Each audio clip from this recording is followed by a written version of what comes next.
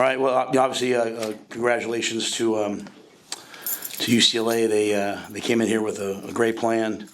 I think Deshaun's doing a great job. Coach Bieniemy, the OC, doing a lot of really good things. And Garbers, the quarterback, came in the game hot, hurt us with his feet and his arm.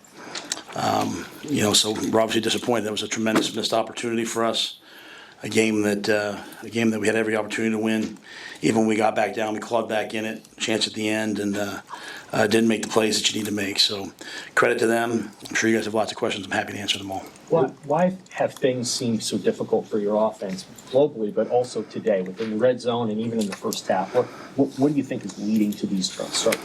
I think they did a good job early on of coming out and just all out maxing. Like they were literally bringing four guys in the B gaps and bringing the free safety behind. And some of the mechanisms we have to handle that are the screen game and our gapping it up, maxing it up, and trying to throw the ball down the field. Eventually we got to one with Nayor where he hit them down the field and got them a little bit out of that.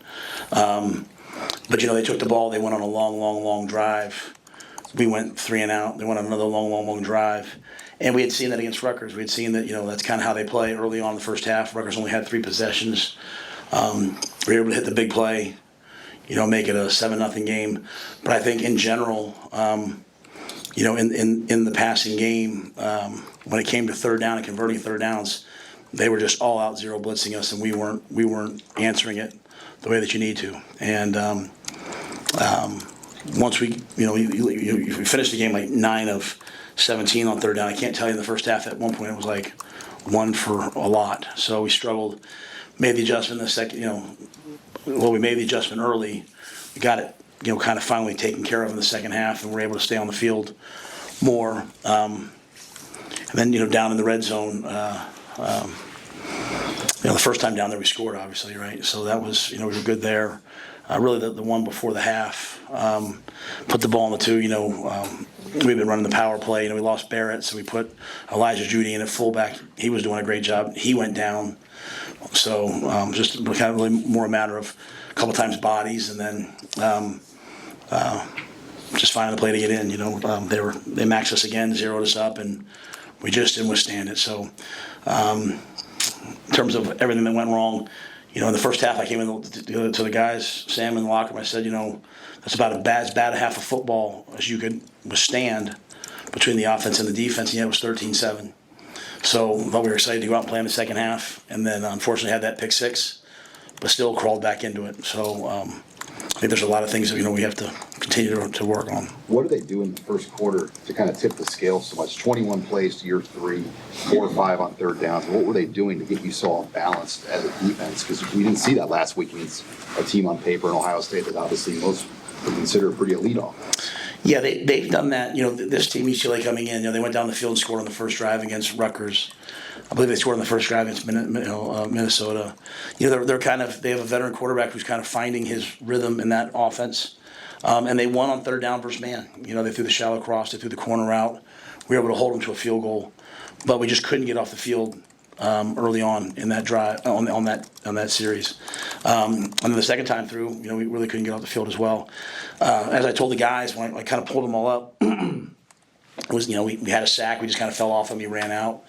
We had another one where we blitzed 5, and he ran up in the A gap, went for about 60 yards. So a lot of little things that aren't really about talent, but just about us kind of making the play that's there to be made. And I thought we settled down a little bit after that. But I think Garber's legs hurt us, and but we came into it knowing like, hey, they've moved well early. The key to people has been wearing them down in the fourth quarter. Like that game was a carbon copy of their Minnesota game, where Minnesota got the ball back and went down the field. They just made one more play to win the game. And unfortunately, Heinrich makes the fourth down stop. We get down there, and then we take a penalty, we lose the time, and we don't make the plays. That penalty, the pick 6 on the first play of the third quarter, how difficult was that to withstand? And do you think that Dylan did he not see the linebacker? And also was that an issue with him as far as not seeing things downfield at times during the game? Well, I think he was under duress in the first half, and I think any young quarterback coming out of that would probably start to see a lot.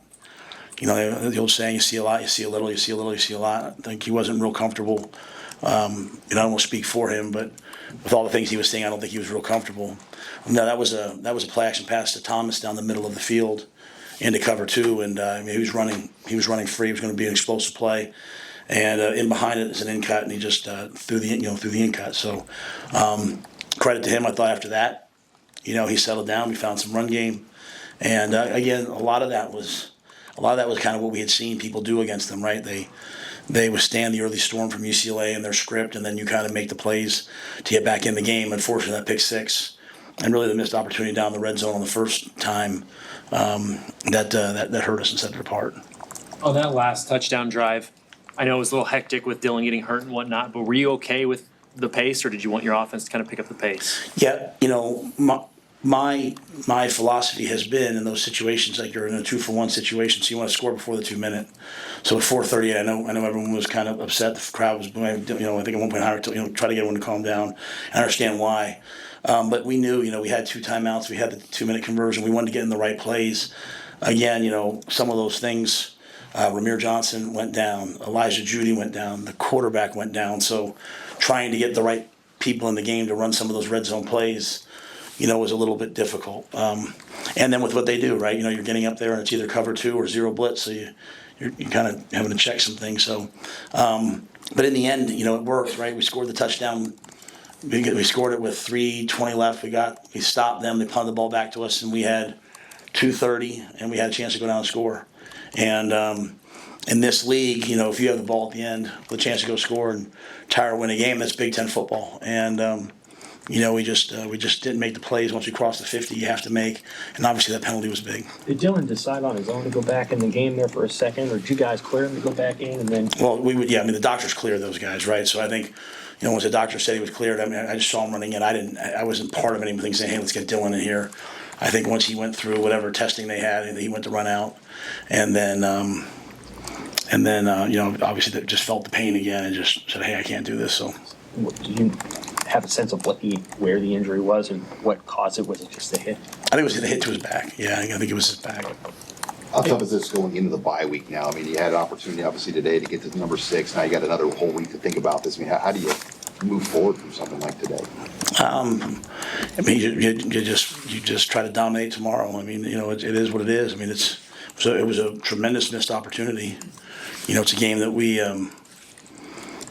that despite everything that happened early on, we weathered the storm and had a chance to go in.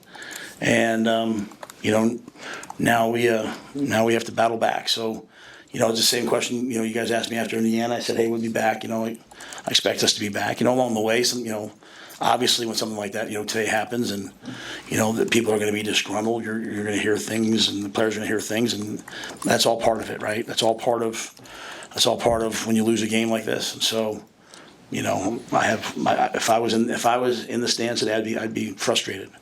I know a lot of guys probably in the locker room are frustrated because they know we're better than that, right?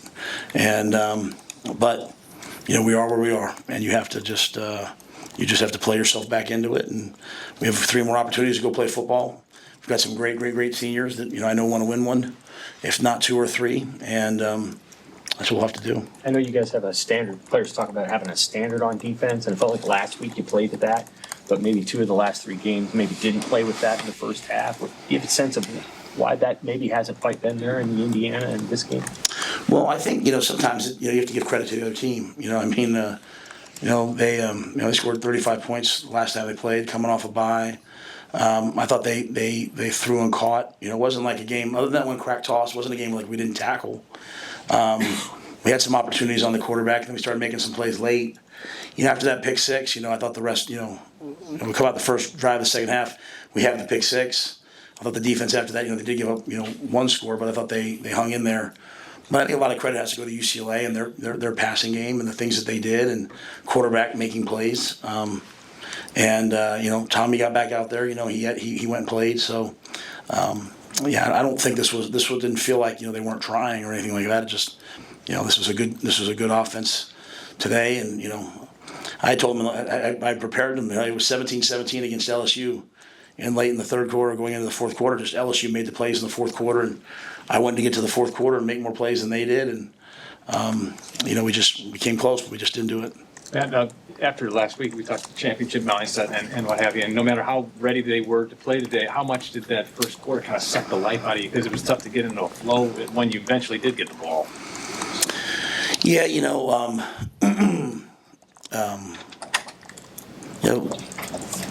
I hate to, I just don't want to say that because I don't want to make an excuse. Like just the blocks, the plays, like they just weren't good enough. Like we just didn't do enough good plays. Like when a guy made a play, like Jacory made that amazing catch, right? Nayor makes that amazing catch. But Dante had some good runs. All of a sudden, now that leads to points. When you don't do those things, you're not going to score. And so, I thought credit to UCLA, they made some more plays than we did, and I don't want to make any excuses about we didn't have the ball or anything like that. At the end of the day, we had our opportunities, and even going down to the very end of the 2 minute, we didn't quite execute. Getting out of bounds and lining up correctly. I mean, it's hard to win the Big Ten if you're not going to line up correctly in 2 minutes. So, and that's not just about that one play. There's lots of plays. You go back through the day, so all you can do if you're me and our players is just go back to work and just keep grinding and try to get a little bit better at it. You mentioned getting to the fourth quarter and making more plays. What kind of thought do you give about the way that you've started games the last 3 times out? Obviously, the defense played well last week at the start, but tentative offensively the last couple. And even in Indiana, it hasn't been coming out with your hair on fire at the beginning of the game. Do you see correlation there? Yeah, I think a lot of that, again, goes back to third down. The football coach in me wants to say one thing, but I never want to come across as an excuse.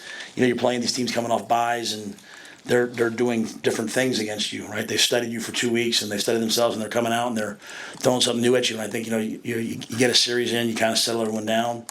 But, we have, this wasn't good enough. You have to play better than this. You have to come out, and you have to make plays, and you can't ease your way into it, Jacory made a couple of big plays that really allowed us to move the ball down the field. But we've got to do more early. But with that being said, we've crawled our way back into it. There's a lot of areas, obviously, Mitch, that need to be better to have a chance to win these games. Given that Dylan, it's easy that seem hurt. Now you do get a bye week. How much energy do you put into getting him right? But simultaneously, now you got to think about another quarterback behind Heinrich. Do you know off the top of your head who that person? Oh yeah, it'd be Dan. If something would have happened tonight, Danny would have gone in there and played. We get 4 quarterbacks ready. Danny and Jalen, they're always ready to go. And for really a difficult situation to be thrust into, Heinrich, he made enough plays to have a chance. Now, they were in cover 2 and not rushing. So when we held up in the rush, he was able to push the ball down the field. But yeah, no, I think Danny, if Danny's called upon, we expect Danny to go play well. All right, thanks guys.